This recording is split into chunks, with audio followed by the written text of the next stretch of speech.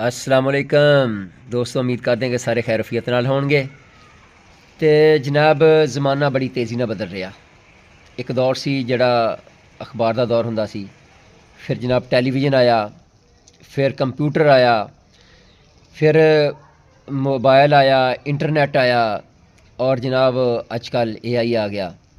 पर फिर भी ना कोई चीज़ां ऐसियां होंदियां जिन्हां दी समझ इंसान नूं ना एक मुद्दत तो बाद ही आंदी है। मसलन जदों असें कोई 25-30 साल पहले कॉलेज च दाखला लिया तो शहर जाना तो जनाब चंग बाज़ार या घंटा घर दे कोलों गुजरना तो एक अखबार फरोश ने अखबारां दा थब्बा भरिया होना तो उन्हें जनाब आवाज़ लांदे होना, वतन 3 रुपये, इनकलाब 2 रुपये, जंग 4 रुपये ते अवाम 1 रुपया। तो सानूं नहीं सी समझ आउंदी की कह रहा। तो हुण समझ आई आ, असीं उहनूं अखबार दा रेट ही समझदे रहे कि अखबार दे भाਅ दस रिहा, पर हुण समझ आई आ कि की कह रहा सी। ते ज़माना इन्नी तेज़ी नाल बदल रहा, वाकई कोई चीज़ां जेह्ड़ियां उन्हां दी समझ देर नाल ही आउंदी है।